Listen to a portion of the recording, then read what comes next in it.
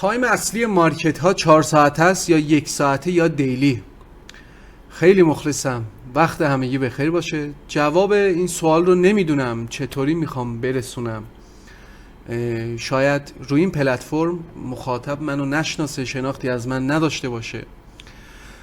متعصب بودن رو بذارید کنار، هر چی که تو ذهنتون هست رو بذارید کنار، یا اینکه ویدیو رو نبینید یا اینکه با ذهن خالی گوش بدید به این سیستمی که به اسم منطق و رفتار حرکتی من کار میکنم. هزاران تا استوری، لایو ترید، همشون هایلایت، بدون حتی یک روز تعطیلی. 10 تا استیتمنت حساب ریل شیر کردم، برداشتشو گذاشتم، حتی واریزش هم شیر کردم. شسته و رفته، هیچ قایم موشک بازی ما نداشتیم. ببینید، دقیق ترین، بریم به جواب سوال. دقیق ترین تایم تمامی مارکت ها، برخلاف چیزی که تا به حال شنیدید، تا به حال آموزش دیدید، یاد گرفتید، فرق نداره که چند ساله اصلا ترید میکنید. دقیق ترین تایم مارکت ها، تمامی مارکت ها، تایم فریم 1 دقیقه است.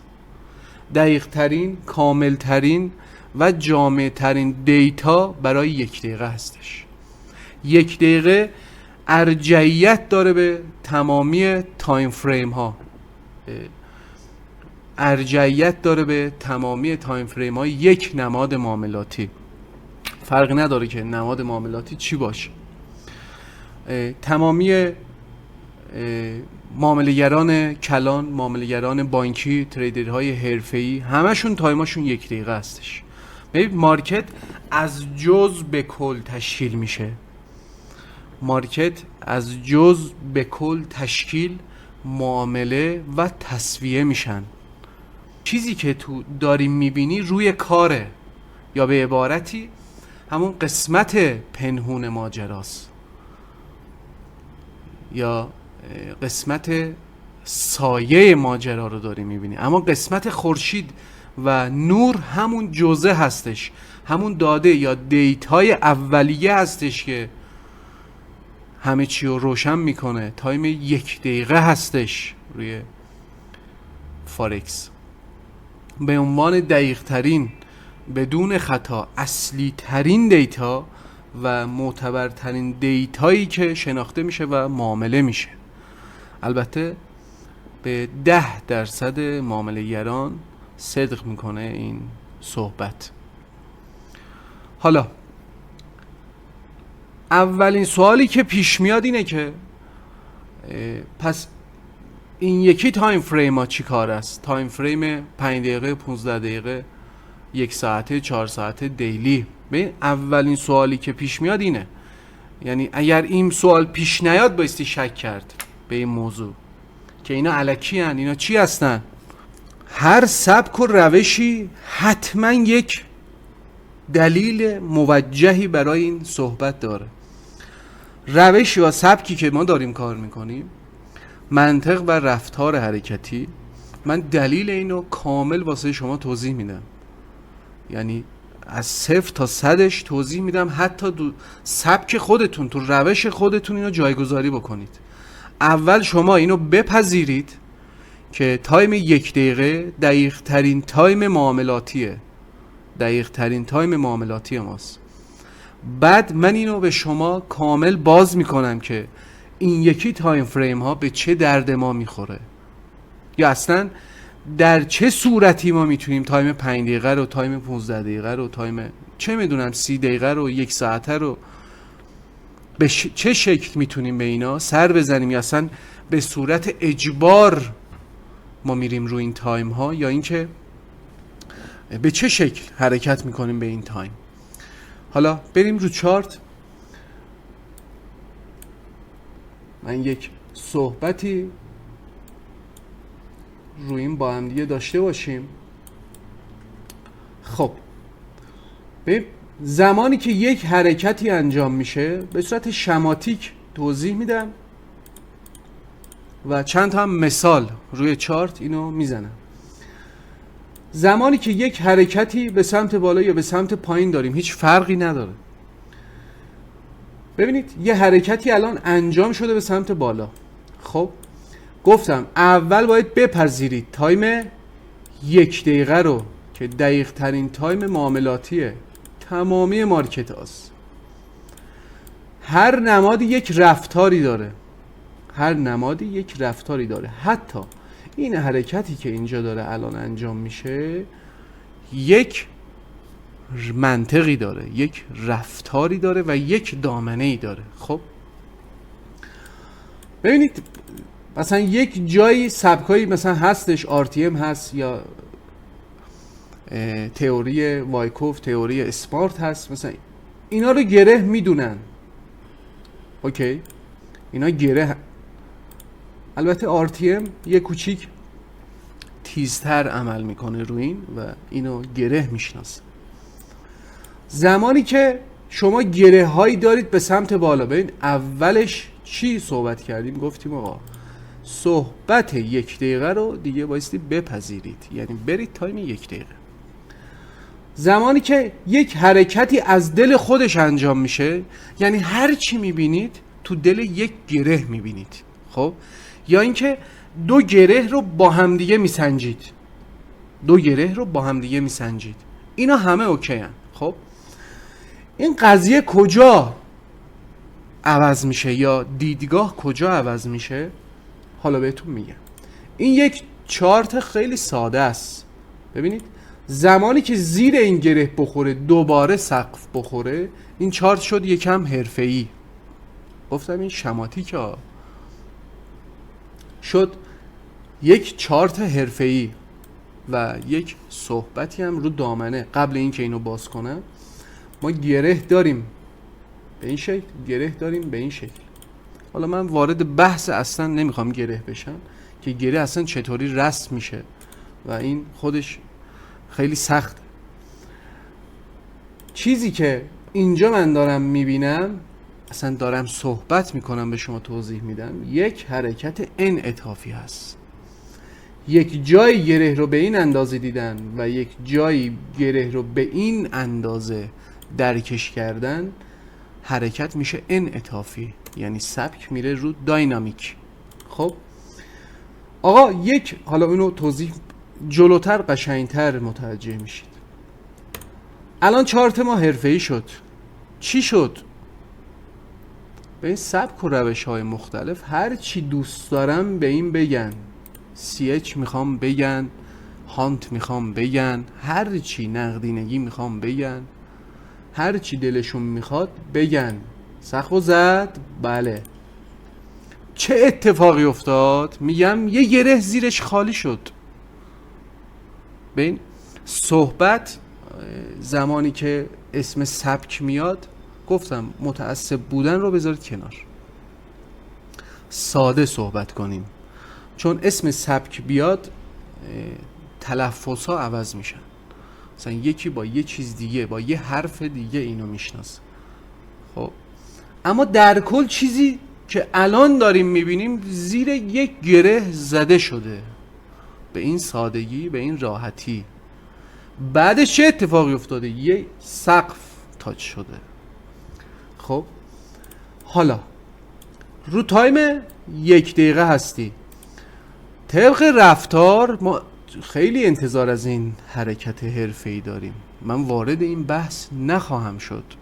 من فقط چی میشه که از تایم 1 دقیقه ما میپریم تایم 5 دقیقه رو میخوام توضیح بدم. من اینجا به شما رفتار توضیح نمیدم، فقط اینو توضیح میدم که متوجه بشید اون سوال ذهنتون رو درگیر نکنه، جوابشو بدم. خب حالا قیمت یه دوری میزنه، ببین یه دوری میزنه، بعد بر میگرده دوباره زیر اینو تخلیه میکنه. ببین دیگه مهم نیست اینجا شادو ببنده، چه میدونم بادی ببنده، شما هر جور که دلت میخواد فکر کنید. اینجا این کندله بسته شده. خب یه صحبت کلی هم در رابطه با این شادو و بادی اینا صحبت خواهیم کرد. زیرش رو دوباره تخلیه کرده. ببین به این دست نزده ها، فقط و فقط زیر اینو زده، دوباره در جهت بای یه سقفی زده، یعنی یه سقفی به من داده.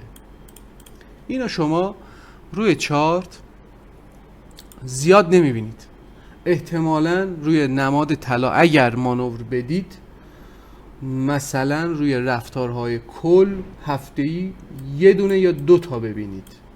خب اینو به بچه‌ای میگم که تو دوره‌های ما هستن، تو دوره منتور منطق و رفتار هستن، اما تو جزش میشه دید هفته‌ای 5 6 تا 7 تا 8 تا میشه دید از این. خب میگم کسی که تو سبکش داره کار میکنه به این یه اسمی داره. زمانی که سقفش تاچ میشه این اولین بار، این یه اسمی داره، یه رفتاری هست، یه اتفاقی بعد این حتما که میفته تو سبکش. اوکی؟ و تو رفتار و منطق حرکتی ما این اصلا یک رفتار خیلی حرفه‌ایه. ما بعد این کلی کار میکنیم، کلی کار انجام میدیم. خب من صحبتم اینجاست، زمانی که برمیگرده این جایی که یک بار زده بود رو میزنه، پایینتر نمیره، میزنه، اصلا کندل میبنده یا با شادو هر چی، دوباره میره سقف جدید میزنه، اسمش تو سبک شما چی هست؟ من مطمئنم چندین ساله که دارم کار میکنم، من چیزی تو سبکای مختلف، یه منطقی، یه صحبت کلی در این رابطه نشنیدم که این حرکت آخری چی هست، منطقش چی هست، یا دلیلش چی هست، یا اینکه ببین از این مهمتر بعد این بایستی چی کار انجام بدیم، اصلا رو چارت بعد این حرکت چی کاره ایم. همونجاست که این صحبت میاد وسط، صحبت 5 دقیقه. یک تایم میریم بالا، یعنی از 1 دقیقه میریم تایم 5 دقیقه، 3 دقیقه نداریم ها، از 1 دقیقه میریم تایم 5 دقیقه و این حرکت رو بررسی میکنیم. این حرکت دیگه با این کاری نداریم ها، قیمت داره به این نفوذ میکنه، با این کاری نداره. زمانی با این کار دارم و داخل این باکس من میاد که زیر اینم تخلیه بشه، اون موقع اینم میاد تو باکس من که ببینم چه اتفاقی افتاد. فعلا باکس من اون جایی هست که قیمت دیده و زده. اوکی، میرم تایم 5 دقیقه ببینم تو این باکس چه اتفاق افتاده. من بگم چه اتفاقی افتاده.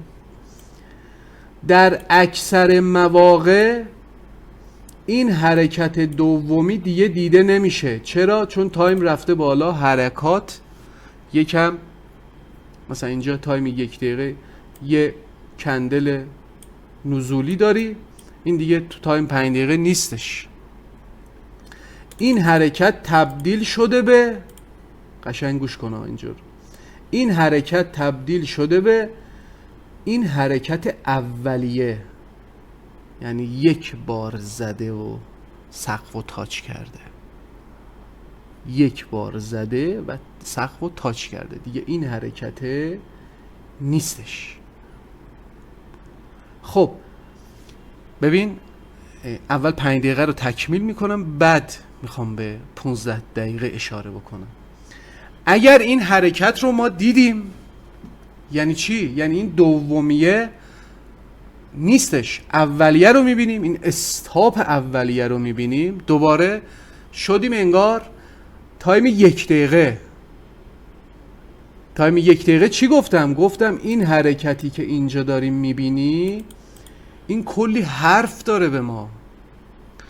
این بعد پشتش ببین، بعدش منتظر رفتارش هستیم. تمامی سبکا به این یک دلیل دارن، بعدش معامله دارن، انتظار یک جاهایی دارن قیمت یه بک بزنه، وارد پوزیشنش بشن.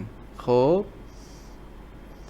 پس زمانی که میریم تایم 5 دقیقه انگار یک حرکت میشکنه. قشنگ گوش کن ها، قشنگ گوش کن. یه حرکت رو میشکنیم، تایم رفته بالا، اما چی میبینیم؟ یه استاپ میبینیم. انگار دقیقا رو تایم 1 دقیقه هستیم. خب ببین، اگر تایم 5 دقیقه اومدم دوباره اینو دیدم، این دومیه رو دیدم، زیرش 2 بار تخلیه شده و رفته، سقف جدید ایجاد کرده. باید چه بکنم؟ خب دلیلش رو تایم 1 دقیقه مگه این نبود که 2 بار زیرش خورده سقف زده، رفتیم 5 دقیقه. پس 5 دقیقه هم دوباره یه تایم میپریم بالا، تایم 15 دقیقه.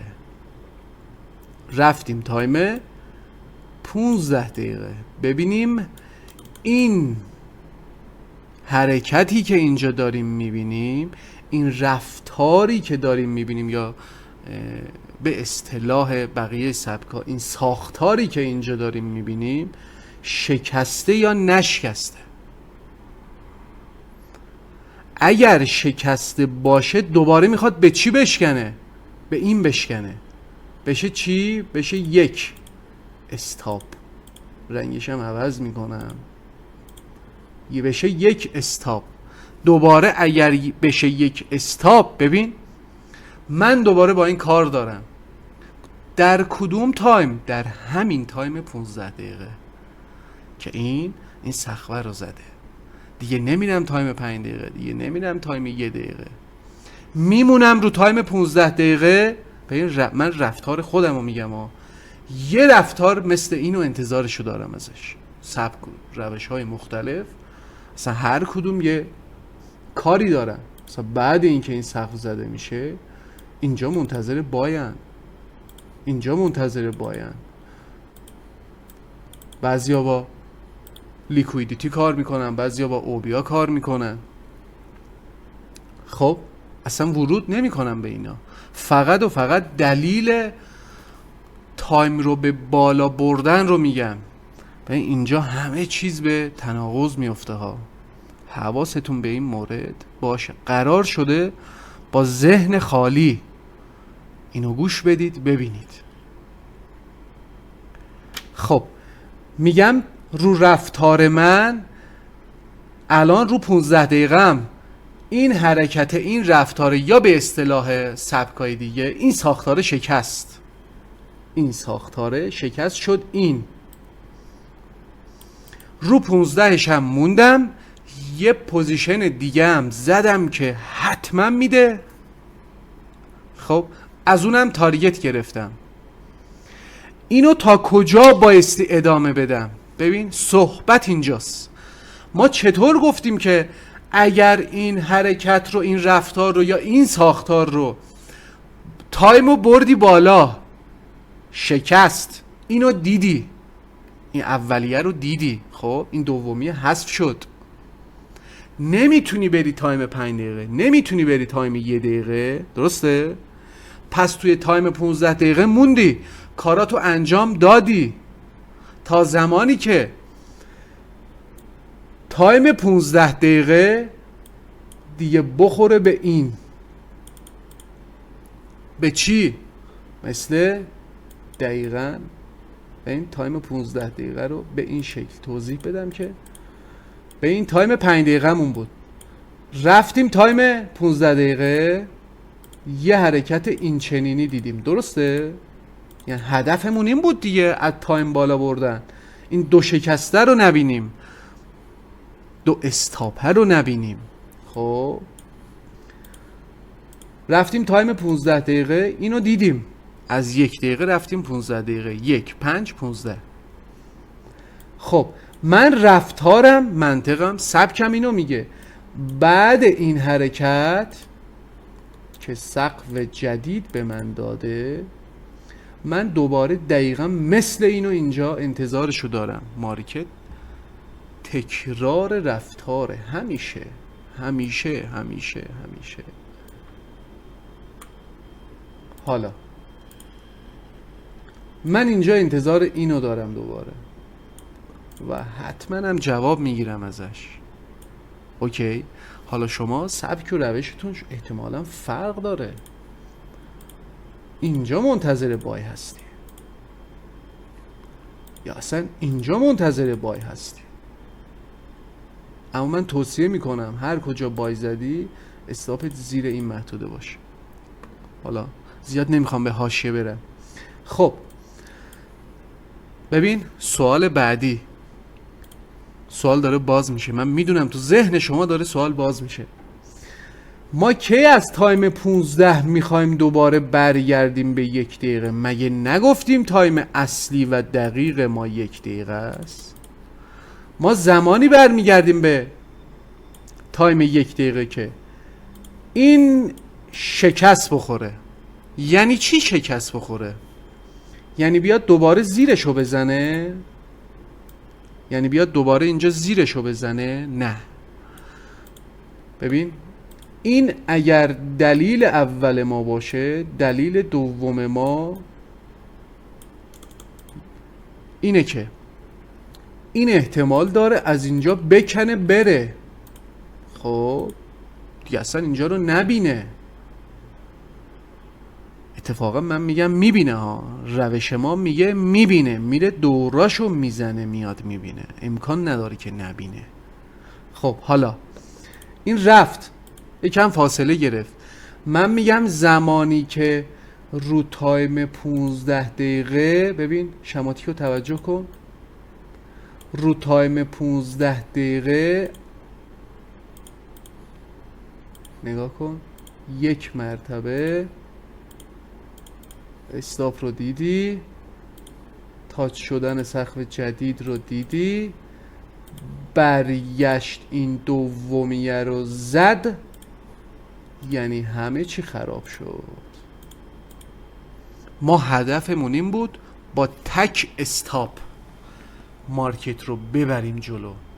زمانی که این در جهت خلاف جهت این حرکت استاپ شد، همینجا تایم شکست به 1 دقیقه. یعنی چی تایم شکست به 1 دقیقه؟ برو رو سبکت، رو روشت، رو منطقت. زمانی که این اتفاق افتاد، هر چیزی که سبکت اینجا به سل داره اشاره میکنه سلر باش. حالا من نمیگم حتما به اینجا میرسیم، نمیخوام زیاد حاشیه برم، اما اینجا رو دیدن احتمالش خیلی خیلی خیلی قویه و همه ما تحلیلگریم، اینم یادتون نبرید. پس ما یک صحبتی انجام دادیم، گفتیم که دقیق ترین تایم ما 1 دقیقه است. میدون چرا یکم حالت خنده دارم به این موضوع و یکم پیش عرض کردم که صحبت ها یکم تناقض داره؟ اینجا تناقض نداریم ها. این منطق، این صحبت داره روش فرکتال رو کلشو میبره زیر سوال. دقیق ترین تایم ما تایم 1 دقیقه است. گفتیم یه حرکت استاپی ارجعیت داره. اگر 2 تا بشه تایم یه تایم میپره بالا میشه 5. دنبال چی هستم؟ این تکه هستم، تک استاپ باشه. 2 استاپ تو مارکت تو هیچ سبک و روشی هیچ چیزی منطق ندارد. باید تایم بره بالا اینو پیدا بکنی. چی رو پیدا کنی؟ تکه رو. و رو اون تایمه بمونی. رو 5 پیداش کردی میمونی رو 5. چی رو؟ این حرکت استاپی رو 1 مرتبه زیر گره تخلیه شده، نه 2 مرتبه. اگه تو 5 دیدی دوباره میری 15، اگه تو 15 دیدی میری 30 دقیقه، اگه رو 30 دقیقه دیدی میری 1 ساعته، تا جایی که اینو تکه ببینی، تک استاپ ببینی به گره. رو اون تایم بمونی، کاراتو انجام بدی و صحبت کردیم که کجا دوباره تمامی این تایما قرار یک جا بشکنه به 1 دقیقه و این چرخه همیشه به این شکل ادامه خواهد داشت و ادامه خواهد داد و اسم کل این حرکت، کل این سیستم، هر چی میخواد باشه، میشه داینامیک، میشه روش انعطافی. دلیل اصلی پرت شدن معامله گران، همیشه کال شدن حساب ها، همین موضوع هستش، همین بحثا هستش. خیلی مخلصم، امیدوارم که مفید واقع بشه. ارادت.